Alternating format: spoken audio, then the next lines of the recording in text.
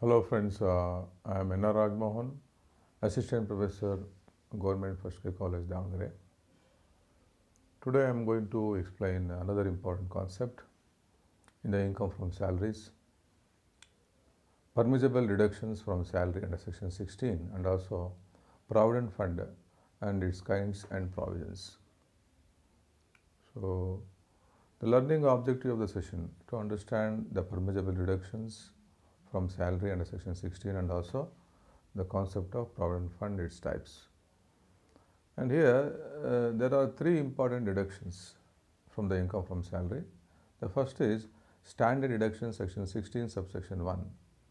A standard deduction of rupees 40,000 earlier, now it has been increased to 50,000 with the effect from 2020-21 or amount of salary whichever is less is allowed.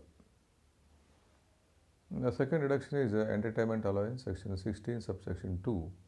A first is included in a salary and thereafter a deduction is allowed only to government employees. For this purpose, government employees means central and state government employees.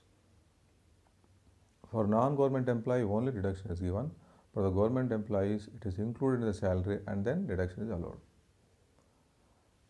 And the amount of reduction will be the least of the following. First one is the amount of EA received during the previous year, or 20% of basic salary, or maximum rupees 5,000. The note is entertainment expenses actually incurred by the employee are not taken into account. And third deduction is professional tax or tax on employment. Section 16 subsection 3, professional tax levied by a state under Article 276 of the Constitution is allowed as deduction. There is no monetary ceiling under the Income Tax Act. However, under Section 276 of the Article of the Constitution, a state government cannot impose more than rupees 2,500 per annum as professional tax. If the professional tax is paid by the employer on behalf of the employee, it is first included in the salary of the employee as a perquisite, since it is an obligation of the employee discharged by the employer, and then the same amount is allowed as deduction from gross salary. So now the next concept is Provident Fund. Provident Fund scheme is a welfare scheme for the benefit of the employees. Under this scheme, a certain sum is deducted by the employee from the employee's salary, by the employer from employee's salary as his contribution to the PF every month. The employer also contributes a certain percentage of the salary of the employee to the PF.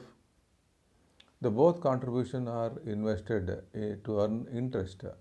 Interest earned thereon is also credited to PF account of employees. Kinds of Provident Fund. First one is the Statutory Provident Fund. This is set up under the Indian PF Act 1925. This fund is maintained by the government and semi-government organization, local authorities, railways, universities and recognized education institution. Second one is a recognized Provident Fund. PF Act 1952 is applicable. This is recognized by the Commissioner of PF. This fund is maintained by private sector employees. Third category is unrecognized Provident Fund. This fund also maintained by private sector employees under PF Act 1952, whether approved by PF Commissioner or not, but approved by the Commissioner of Income Tax is called unrecognized Provident Fund. Public Provident Fund. The central government has established PPF from 1st July 1968 for the benefit of general public to mobilize personal savings. Any individual, salaried or non-salaried, can subscribe to this fund any amount not less than 500 but not more than rupees 1,50,000. Now the provisions of Provident Fund. The first is Statutory Provident Fund. Employees' contribution included in salary income. Deduction is allowed under Section 80C. Employer's contribution is exempt from tax. Interest on the balance of the fund is wholly exempt from tax. Lump sum payment received from the fund is wholly exempt from tax. So, second one is recognized provident fund. Employee's contribution included in the salary income and deduction is also allowed under section 80C. Employer's contribution is exempt up to 12% of salary of the employee. Interest on the balance in the fund is exempt up to 9.5% of rate of interest per annum. This is very important. So, up to 9.5% rate of interest is exempted, excess will be taxable, and employer's contribution up to 12% of salary is exempted, excess will be taxable. These two provisions are very important.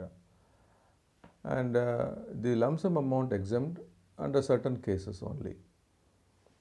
And number 3 is unrecognized provident fund. That means the employee's contribution is included in salary, but no deduction is given under section 80C, not included in salary. Interest on the balance in the fund not included in salary, out of total amount of refund, employee's contribution and interest taxable as salary, employee's own contribution is not taxable. Interest on employee's contribution is taxable as other sources. Public provident fund. Employee's contribution included in salary income, deduction is allowed under section 80C. There is no employer's contribution in this fund. Next C. Interest on the balance of the fund is fully exempt from tax, and lump sum amount received from the fund is fully exempt from tax. These are the provisions regarding public provident fund. Now, certain multiple choice questions. First is how many types of provident fund? There is obviously 4 types. And second one, in case of RPF, employer's contribution is exempt up to 14%. No, it's false. It is only up to 12%. Therefore, answer is B. In case of PPF, employees and employer's contribution is almost same. False, because here there is no question of employer's contribution, only employee contribution. And fourth one is the standard deduction is allowed for salaried assessees maximum of rupees 50,000. So, 40,000 is earlier, but now it has been increased to this previous year. This is 50,000.